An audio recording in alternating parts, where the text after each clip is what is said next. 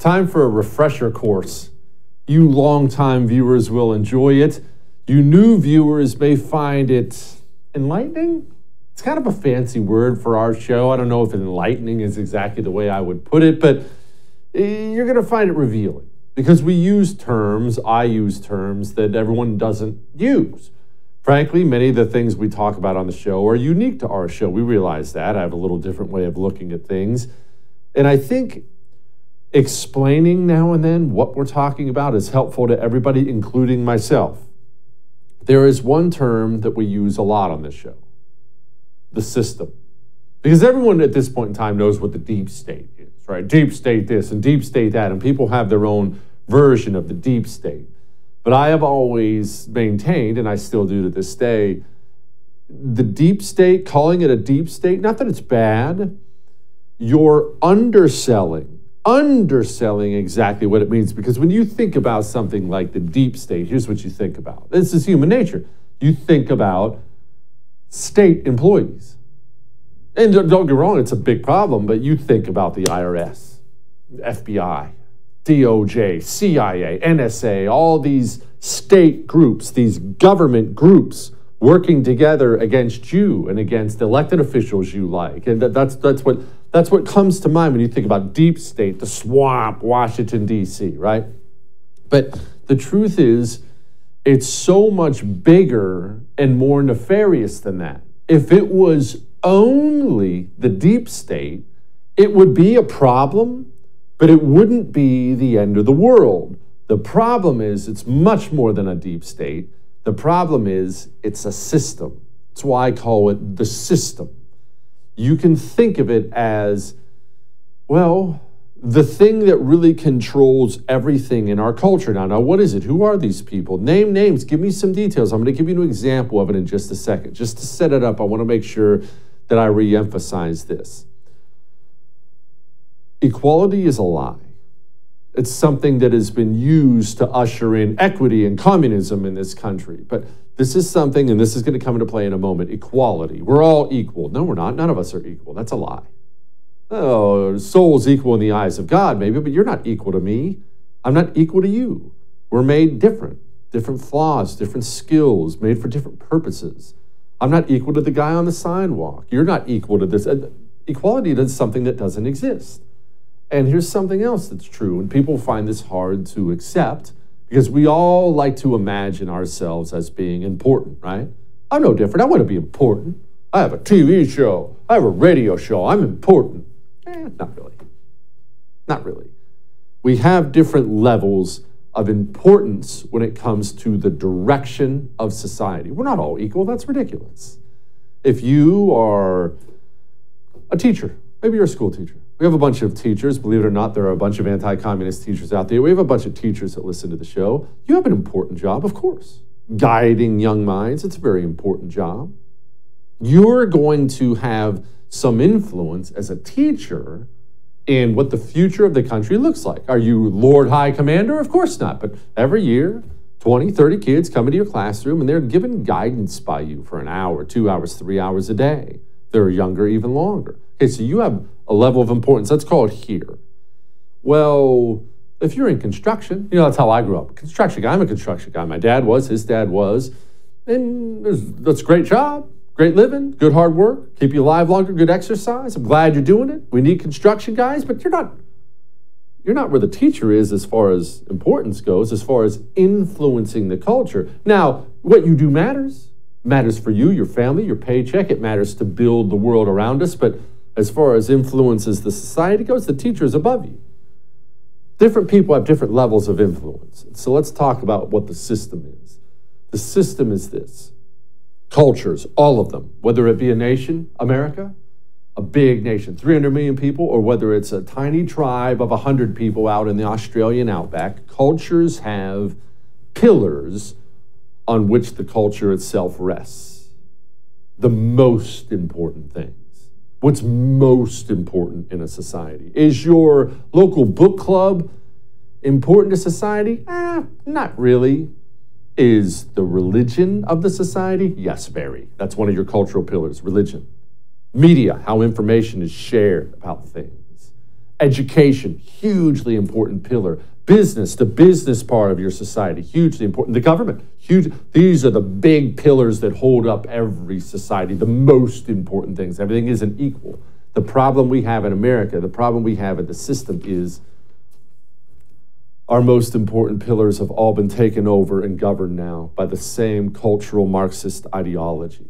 They all now, instead of serving as a check on each other, now they're all working together at all times, and they're always working against you. You see, the deep state is simply one of those pillars. Very, very important, don't get me wrong, but it wouldn't be the end of the world if the other pillars were keeping it in check, but they're not. You see, the deep state, they work right with the media. They work right with social media now. They work right with various other pillars, always against you. You want an example? Here's a great example. The George Floyd thing. This is maybe the best example. Now, what happened? Go ahead and recap this. This is an important part, not because of the case itself, not because St. George Floyd matters or the cops matter or anything else. This is a great example of the kind of culture you have now and the damage that can be done with a corrupted system. You woke up one day, and there was this terrible video floating around the internet. And then it got from the internet to the news. What was on the video? What was on the video was there was this cop, white cop, with what looked like his knee on the back of the neck of some sweaty, shirtless black dude on the pavement. The black dude was kind of crying out. He didn't look well. He didn't sound well. And you're looking at this video. The cops are standing around. The knee looks like it's on the neck. Oh, my gosh. And then the guy dies. And right away, you're watching, and you know, as a human being, it doesn't look good, doesn't sound good. Doesn't really matter where you fall in the whole thing. It was kind of ugly. No one wants to watch somebody sit there and die and sweaty. It was terrible. But that didn't mean we needed massive policy changes across the country. It didn't mean corporations had to realign themselves. The government had to realign itself. Okay, it was one internet video. Let's figure out what's wrong. Okay, where was this? Minneapolis? Okay, well, hopefully Minneapolis, investigates. If there's someone did something wrong, hopefully that. But that's not what happened, did it? What happened was the system, all those cultural pillars, realized that they had been presented with an opportunity. They had been presented with an opportunity to crush more of your freedoms, to attack more of what you value, to push what they want forward. And so they use this internet video to shape our entire culture for 6 months to a year. You still see little remnants of it out there. Do you remember DJs dropping beats on rooftops to George Floyd, the drug dealer? So this record is in honor of George Floyd. And I really hope we can see more unity and more peace when already things are so difficult. So, shout out to his family. So even though we face the difficulties of today and tomorrow, I still have a dream. It is a dream deeply rooted in the American dream. I have a dream.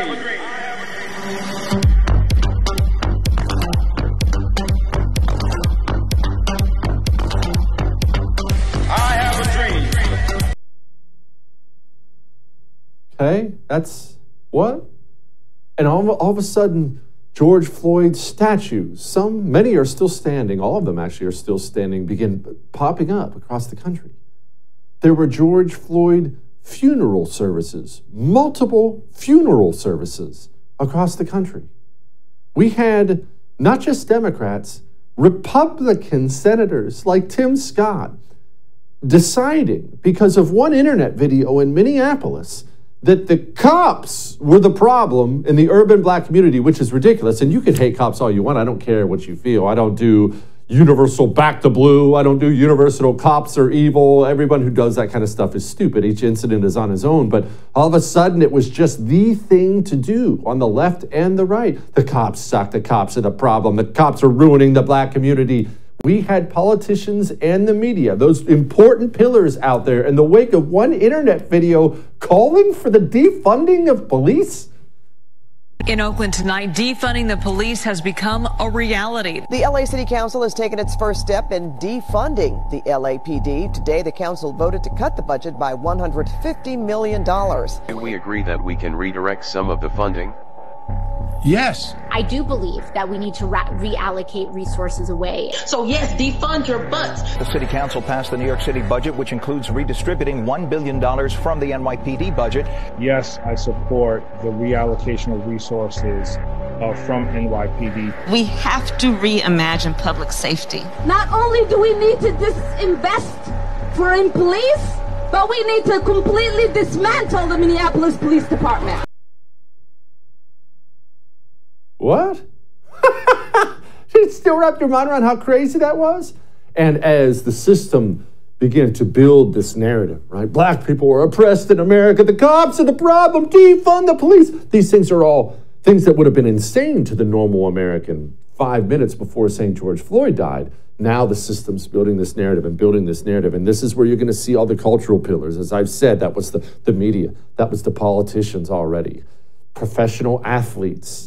Another cultural pillar, athletic performance is an important part of your culture. Athletics, it's a reason it's a part of tiny tribes too. It's part of what brings people together.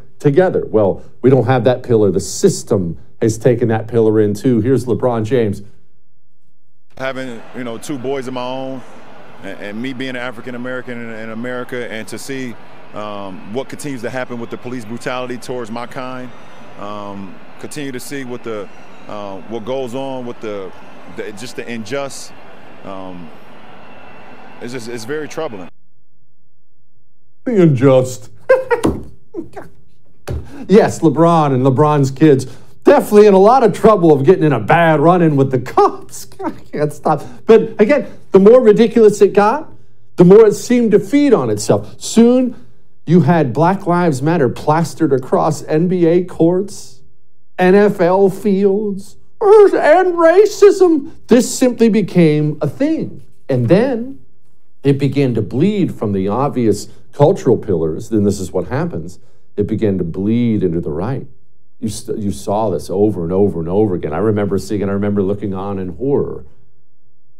Hold on, what? You'd see these people who you normally trust, normally go to for truth.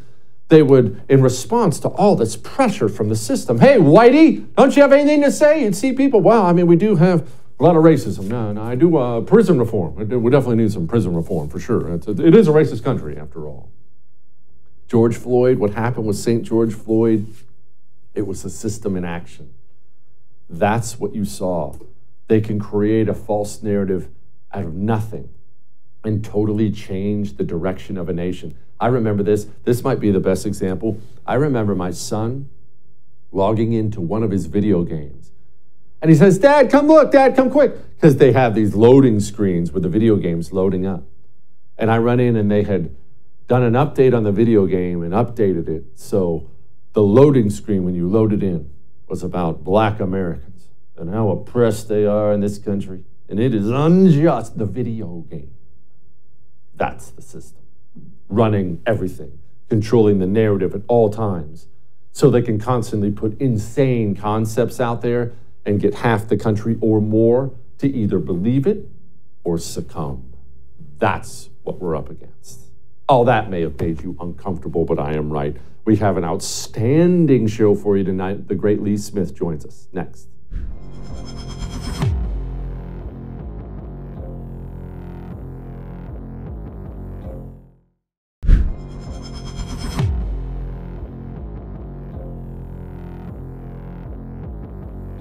What does it need to master the future? I think to have a platform where all stakeholders of global society are engaged. What does that mean? What do these words mean? Joining me now, my friend, the great Lee Smith, author of the book, The Permanent Coup. Lee, let's actually begin right there. For so many people who are just getting into this stuff and they're waking up to this evil thing going on around them and they don't really understand what it is, they can't put it into words. Would you please describe what exactly these people are talking about when they always talk about mastering the future and stakeholders? What's a stakeholder? Jesse, I got to tell you, whenever I see Klaus Schwab, it always occurs to me that he'd be more understandable if he was a maitre d' at an upscale, Nazi-themed fondue restaurant, because that's how seriously I think people should be taking Klaus Schwab. These are lunatics, and I think it's important to understand what the World Economic Forum is really about. And I think it's basically an upscale think tank that is collecting money. The real problem I think that we have as Americans is the people who are now in charge of our federal government. Can you make that connection? Because that was actually going to be the next thing I asked you. World Economic Forum. Okay, we hear about these meetings in Switzerland and World Economic Forum and stakeholders, but then we talk about our own corrupt system and our own, late stage republic. And what's the connection there? What's our people's connection with these people? I think actually, frankly, at this point, I think the World Economic Forum has become something like a cover for a U.S.-China consortium, right? I mean, a lot of this stuff, the World Economic Forum, I mean, their center of powers in Europe. It's been going on for more than half a century now. Klaus Schwab founded it. He's in charge of it. But remember, he's also a protege of Henry Kissinger. The way that I see the World Economic Forum is that the real power behind it, and if you look at the money that goes to the World Economic Forum, a lot of this money is American money. Right. I think that what they're doing is, I think our own global elites here in the United States are using the World Economic Forum in some ways to legitimize their own program here in the United States and their ambitions abroad. Look, I think it's absolutely correct that you and I, we look at the United States and we say it's crazy. The United States isn't crazy. Our leaders are crazy. Everything they're doing, whether it's from a woke military to open borders, it's absolutely nuts. But the globalists still perceive and understand the United States to be a powerful empire with lots of resources and lots of money. So I think that's what the World Economic Forum actually is. It's an instrument for our global elites to project power, certainly in Europe, and again, to be able to make certain connections with the Chinese that would be untenable if it were happening in under other circumstances. What connections with the Chinese? To what end? Why do we want connections with the Chinese? Because because the United States, well, first of all, the big thing is the corporate and political elites see China as an enormous asset. I mean, this is the source of their wealth, their power, and their prestige, and this has been going on for decades. So the relationship with China is their center of gravity, right? If you look at Wall Street, if you look at Hollywood, if you look at the university system, if you look at big tech, these things do not have the power and certainly not the money without without offshoring a whole bunch of resources to China, without a large Chinese market. That's how Hollywood perceives it.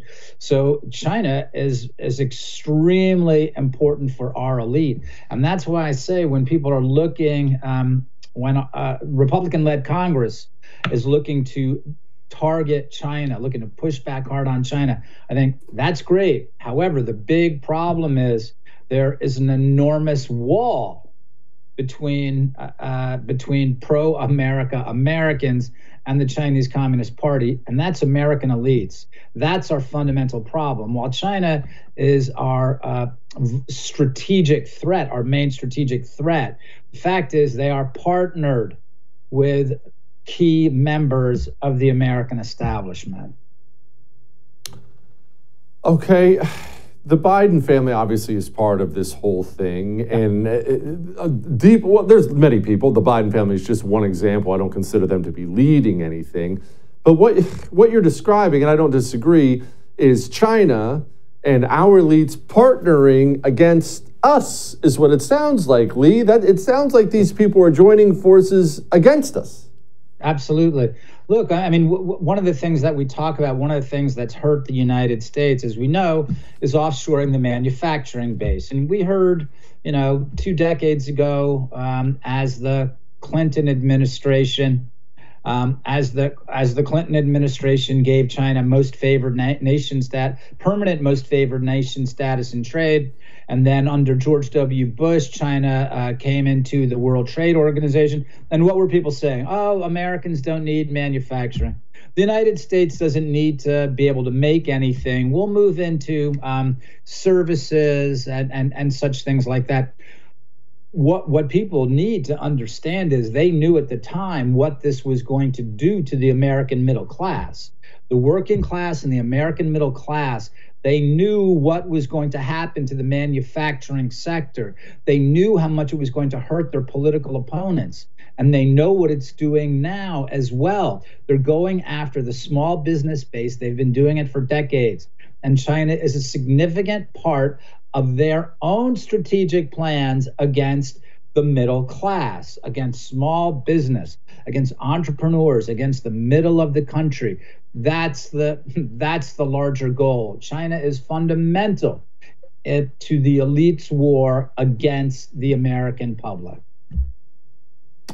Okay, now this is when people step in, and I get these emails all the time, Lee, of saying, Jesse, to one end, I don't understand if these people are working, our leaders are working with China to torch our country, aren't they going to be left with a torched country? What good does it rule that? Why would they work against their own country? Explain. A lot of these people for a long time, you'll hear people talk, and Henry Kissinger, of course, he and Richard Nixon were responsible for opening China. Remember their 1972 trip to Beijing. And Henry Kissinger has rationalized a lot of these things in terms of watching a declining America. So a lot of these people believe that America is in decline. Of course, they've steered us in that direction. So they believe, and they not only believe, they promote and they advocate the CCP's largest messaging operation, which is China is inevitable, China is indomitable, China is all powerful. Do not resist. If you jump on board, there will be rewards. Anyone who resists will find it's futile. And so that's what they're doing. They have no stake in the United States and the success of the United States. Look at what's happening under the Biden administration. Look at what the climate change agenda is. How they've shoved this down the throat of school kids now for generations. And what is the climate agenda about?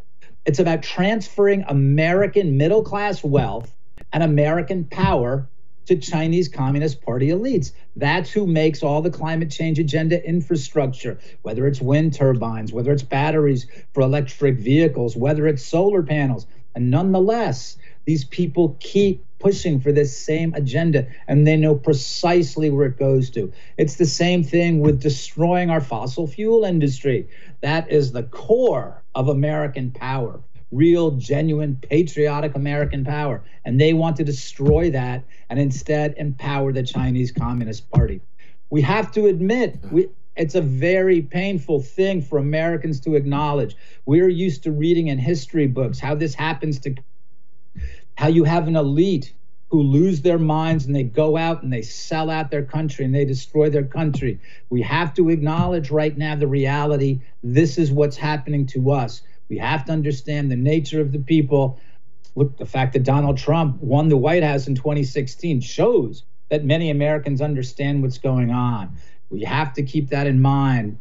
This is the nature of our struggle right now to preserve our to win back our constitutional republic. The problem is the people who are leading us. Lee Smith, you're the best, man. Come back soon. Thank you, Jesse. Love you, man. See you soon. Speaking of deep state and the system, how about a former CIA ops guy, Bryan Dean Wright? Let's break down the bias. How does that even happen? Hang on.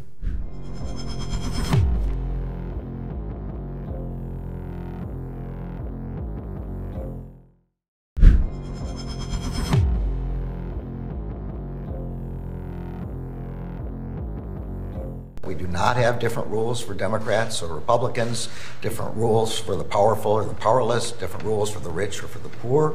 We apply the facts and the law in each case in a neutral, nonpartisan manner. Oh, of course. I don't have any bias. I totally believe him. I bet Bryan does too. Joining me now, host of the daily President's Daily Brief podcast, under 20 minutes every day. It's freaking outstanding. Bryan Dean Wright. Bryan, look, the DOJ isn't biased. Stop being one of these conspiracy theorists. Well, if that were only true. So what's embarrassing about his statement is the Department of Justice itself, the Inspector General, has already said that the head of the FBI had some bias when he leaked classified sensitive information to the New York Times. Of course, James Comey leaking that to the Times to handicap then President Donald Trump. So we already have a established pattern, as it were, of someone at the very top of both the DOJ and the FBI trying to handicap someone based on politics. So his statement is just ridiculous on the face of it. Bryan, okay, so that we have an administrative state that votes all Democratic, I think it's like 94% or something crazy like that. This is something like people on the right already know. Yes, exactly right, like our journalists. How did it get that way? That seems like such an insane thing for a country to allow to happen. And it seems like a suicidal thing, to be frank. It just seems like the end of a nation. How did we allow that to happen? How'd that happen?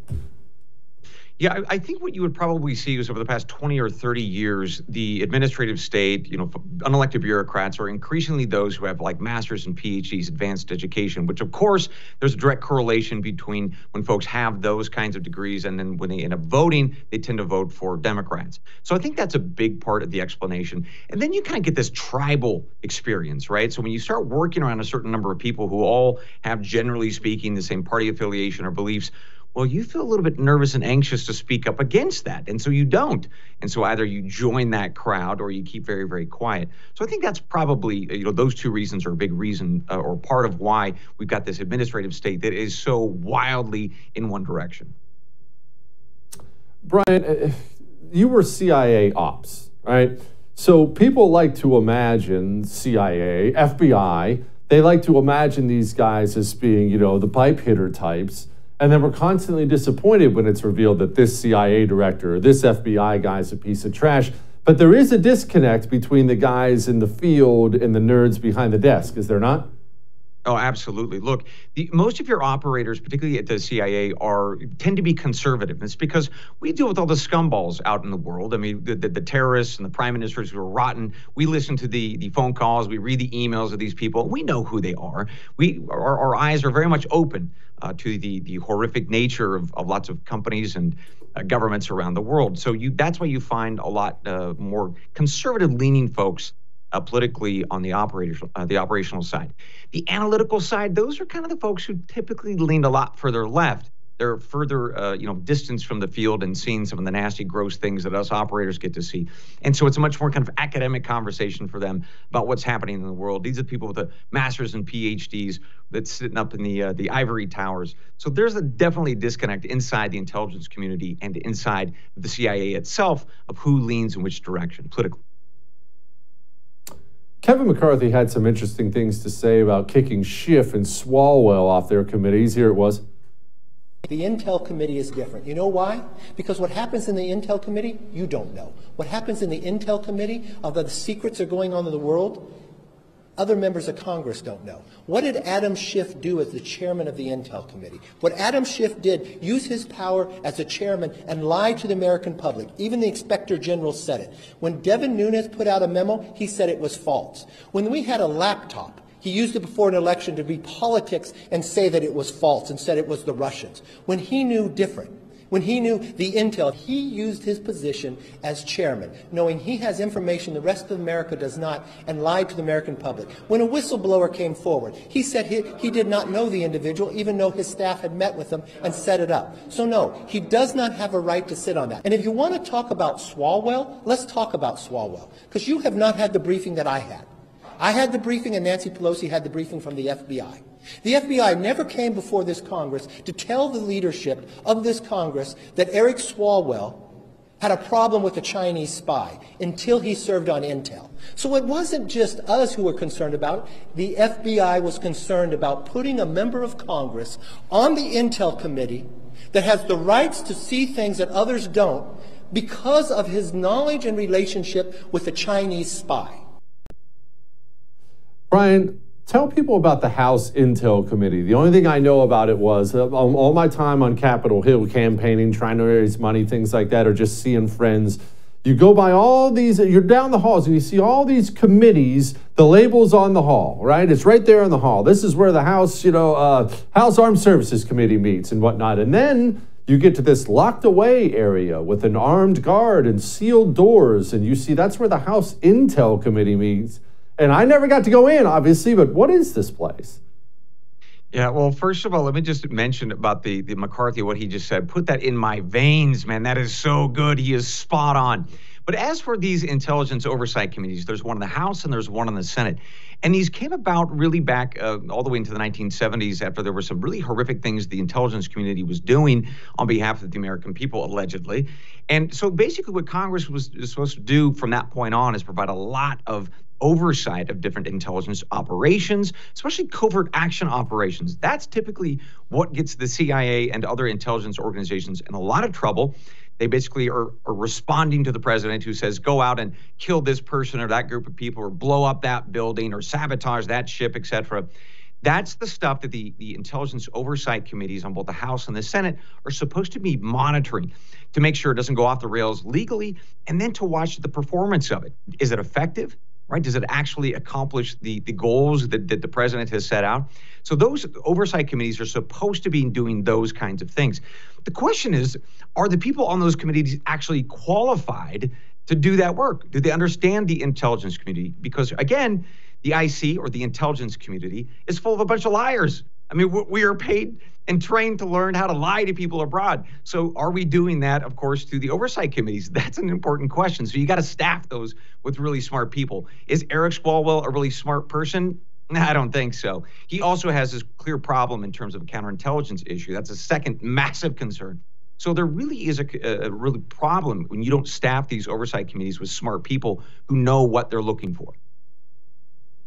Okay, finally, you mentioned earlier we read the emails of these bad guys, foreign bad guys. Americans are understandably concerned about an intelligence community now full of Democrat activists that has the ability to read emails, listen to phone calls, read text messages. How concerned should we Americans be about these spies who have apparently set their eyes on us? Well, look, it's an absolutely fair concern. And again, that's why these committees are so important, is to make sure that they are looking constantly at what are these searches all about and why are you engaging in these searches for any kind of U.S. citizen or person.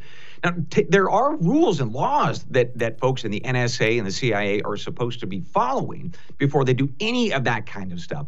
There are some hinky little shortcuts that some of these operators will take if they want to, let's say, spy on an ex-boyfriend or an ex-wife or something, right? There are those cases. I remember them when I worked at the agency and those folks were fired.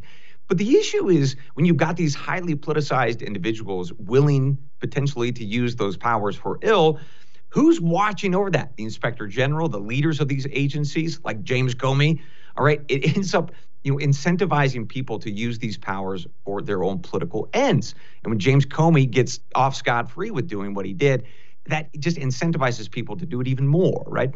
So I think that the American people have every right to be asking, hey, have we given the NSA and the CIA too much power? Do we need to rein that in?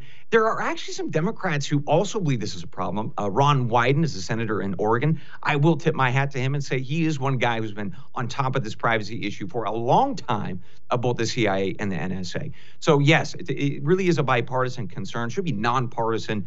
There are some profound powers. And oh, by the way, the numbers of people in the intelligence community, the numbers of employees, has ballooned over the past 25 years.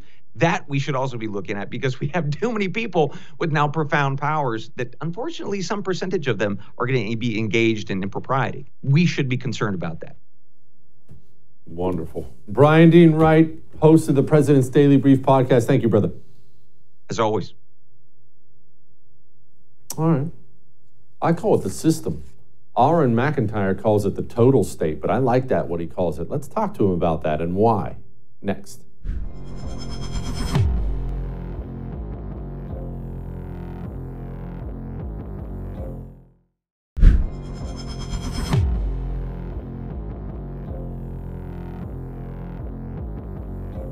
The deep state, or the system, as I explained. That's why I call it But I actually really like what Auron calls it. Joining me now, Auron MacIntyre, host at The Blaze. He's got an outstanding Substack, and actually the title of his Substack is what I wanted to ask you about, because he calls it the total state, and I think that is so appropriate and true. But let's let him describe it in his own words. It's his Substack, not mine. Auron, why do you call it the total state? What is that?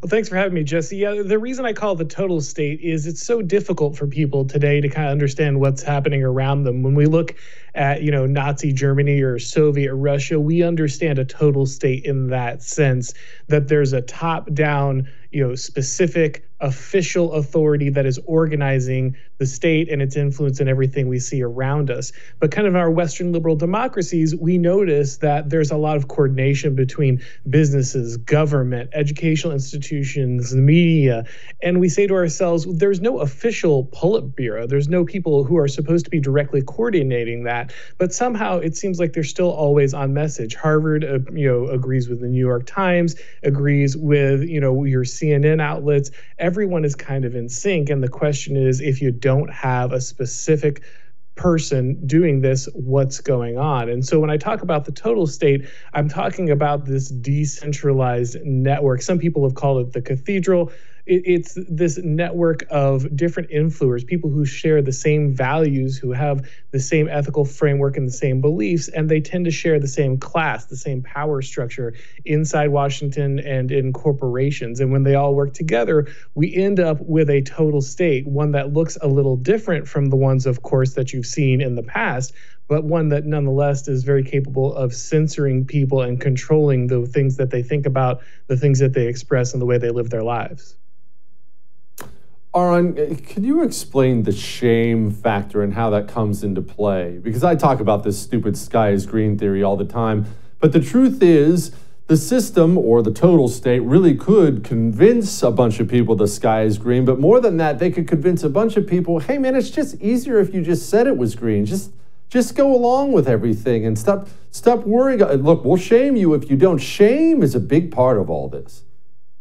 Sure, everybody wants to be popular. Everybody wants to be seen as high class, seen as part of the ruling class. Everyone wants that social status. We can deny that all we want, but that's just how humans work. And so when the people who hand out status, the people who control all the status granting institutions in your society have a particular way of thinking, a particular outlook on social issues, they can ascribe that to other people's viewpoints. And so that's why, for instance, the left loves to portray anybody who has certain positions on, say, marriage or on the way that we should educate our young people. They like to portray those people as backwards. They like to put them in places that have been coded as low class, like, trailer parks, that kind of thing, so that when people push back, they can easily be shoved into a box of being discredited. It's not like everyone who holds those opinions just suddenly disappeared off the planet or suddenly all got put into these low status professions or whatever, but by continually pushing this message, making it clear that if you're one of these people who pushes back, you might not be allowed at the right cocktail parties, you might not be able to access the next rung on the ladder. They make sure to apply that social pressure, which, to be clear, is prevalent in every society. The only question is which outlook is being pushed by those institutions. You have a great column up. I want people to go read it on The Blaze about neutrality. It's one of these things that has driven me crazy for the long time about the right. Most people, in fact, most people watching both of us talk right now have probably uttered words like this in their lives. I wish we would get politics out of education or something along the line. Get politics out of sports. Can we get politics out of education, Auron? Well, one of the things we have going on is a culture war. And one of the things that the left was able to do, one of the ways it was able to enter into all these institutions like sports, education, all these places, was by arguing for cultural neutrality. It's this liberal notion, and by this I mean classical liberal, not progressive, that you'll be governed by these, very specific institutions, these institutions that are objective, that are run by experts, and they'll come up with all the best policy. They'll be the ones that figure out how to do everything most efficiently, and they won't enforce anyone's morality. But of course, that's not how any of this works. All institutions are following some kind of moral framework, some kind of moral vision, and they will make decisions based on that vision. And when they do so, they will communicate and transmit those values to the people they're overseeing. So whether you're watching sports on TV, or whether your kids are in the classroom, or whether you're sitting in the boardroom at work, whenever you have to live under people who are making decisions according to a certain way of seeing the world, a certain moral vision, you will be impacted by that. So we can hopefully one day get to the point where we have a shared culture where it doesn't feel like politics is being shoved into every one of these things. But in the middle of a culture war, in a situation where people are scrambling for control of every single one of these institutions, they will attempt to shove these politics into everything. And just standing back and saying, well, my team doesn't do that. We don't believe that. We play by the rules of neutrality. The other team doesn't believe that. They do what's necessary to win. And if you continue to just pitch yourself as the team of neutrality, you're always going to lose. The people we share our culture with want to show 4- and 5-year-olds, well, how to change their gender and things like that. Take a look at this video. I'm sure you've seen it. And the friend likes to ask the question, are you a boy or a girl? And Nash answers, I'm just a kid. But kids can be boys or... They can be boys or girls. Yeah. Or maybe non-binary. Yeah. So Nash, just like me, is non-binary. So they aren't sure if they're a boy or a girl. So when people ask them, are you a boy or a girl? Right now they just feel like saying, I'm a kid. They're figuring it out. Auron, I'm actually not even going to be mean here for once. I'm just going to be very frank. I don't want to share a culture with that person. I don't want to share a country. I don't really want to share a planet, but either way, I don't want my sons to grow up and raise families in a culture where that person has influence. But that person and that way of thinking has a lot. So how does this end? Because there are tens of millions of Americans who think like me. Everyone watching us talk right now looks at that and thinks, okay, we're not living together. How does this end? Well, progressives, again, knew that neutrality was always bunk. It was a way to enter into the conversation, but their goal was always to remove you from it. I've seen a lot of Christians after some of these sports figures, like the hockey player who recently refused to wear a pride jersey, was viciously attacked by the left, and they say, where is my tolerance? Where's the tolerance I was promised when I extended it to the left in the culture beforehand? And the answer is, it's never coming. You can sit around and demand it, but they never intended to extend it to you. Look, the progressive religion wants to preach the mutilation of children. They want to, inform 12-year-olds on how to change their gender. They want to feed puberty blockers to 8-year-olds. That religion cannot coexist with people who want their kids going to church and learning, about America's founding fathers. These are two competing religions. Progressives realize that, and their indication is that they want to purge those that disagree with them. That's why they viciously attack anyone who has any of these beliefs and try to remove them from power as soon as possible. The truth is, either they're going to expel people who have traditional values and understandings, or they will be expelled from these positions of power. That's all there is to it. These two systems will not coexist. Liberalism cannot mediate this with some kind of neutral institution. There will be a winner and there will be a loser. Remember it. Auron, appreciate you, man. Come back soon. Thank you. Appreciate it. All right. I have some final thoughts. Next.